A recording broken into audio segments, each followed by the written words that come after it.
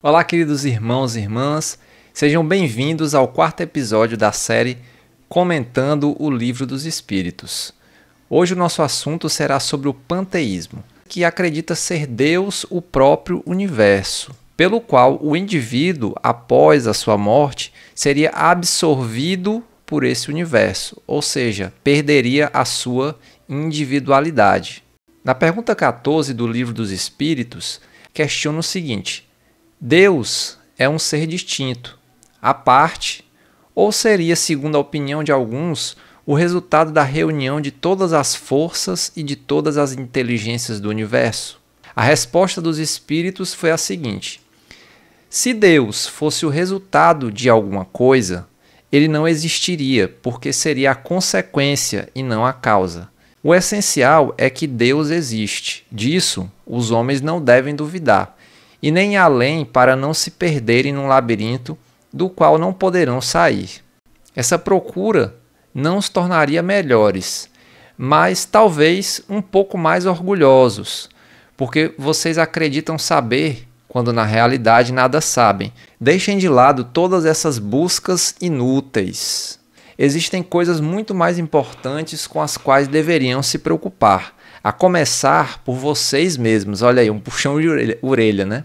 Estudem as suas próprias imperfeições, a fim de se livrarem delas. Isso será muito mais útil do que quererem penetrar o que é impenetrável. Pessoal, então o que realmente importa, e eu acredito que seja o principal objetivo da doutrina espírita, é a melhora do ser humano. É a evolução espiritual, é a nossa reforma íntima, porque é isso que vai garantir para nós uma situação melhor quando nós retornarmos para o mundo espiritual. E essa reforma nós realizamos através da prática, da vivência do Evangelho. E nós temos a possibilidade de aprender os ensinamentos de Jesus explicados com a lógica, com a clareza que o Espiritismo nos permite. Na questão número 15, Allan Kardec diz assim: o que pensar da opinião segundo a qual todos os corpos da natureza, todos os seres, todos os orbes do universo seriam partes da divindade e constituiriam em conjunto a própria divindade? Ou seja, que pensar da doutrina panteísta? Agora ele deu nome, agora ele realmente usou o termo, porque Allan Kardec tem essa característica de fazer perguntas passo a passo para chegar em um determinado ponto. E os espíritos, já sabendo da intenção dele, já tinham lido o seu pensamento, eles dão as respostas muito precisas em cima daquilo que ele pergunta.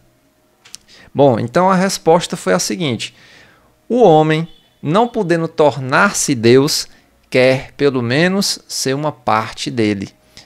Mas a gente sabe que não faz nenhum sentido acreditar que nós sejamos uma parte do Criador. Porque se Deus ele não pode ser mudado, ou seja, se ele precisa ser imutável, único, perfeito em todos os seus aspectos, ele não poderia se subdividir. Na sequência, pergunta número 16 diz o seguinte: os que acreditam na doutrina panteísta pretendem encontrar nela alguns dos atributos de Deus. Sendo infinitos os mundos, Deus também o é.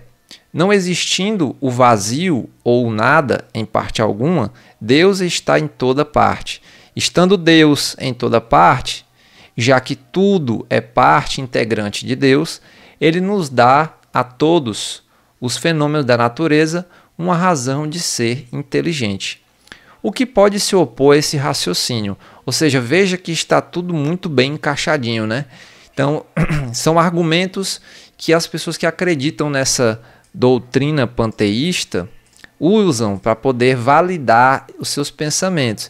Então, veja que dentro do raciocínio tem coisas que são verdades, mas por trás tem sempre inconsistências.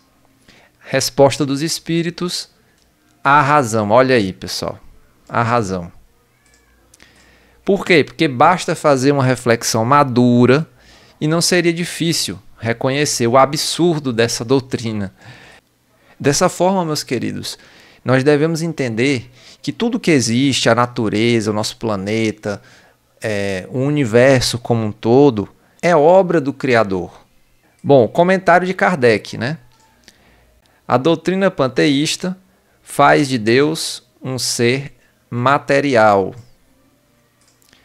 que, embora dotado da suprema inteligência, seria em escala maior o que somos numa escala menor. Então não faz sentido, é ilógico, sabendo dos atributos essenciais de Deus, né? Como a matéria se transforma sem parar, se essa doutrina fosse verdadeira, Deus não teria nenhuma estabilidade, né? Então, por isso que ele precisa ser imutável. Estaria sujeito a todas as mudanças e variações e a todas as necessidades próprias da humanidade. Faltaria a ele um dos atributos essenciais, a imutabilidade. Olha só.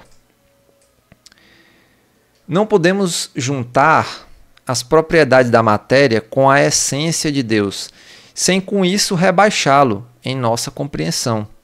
Todos os argumentos utilizados não conseguirão explicar a natureza íntima de Deus.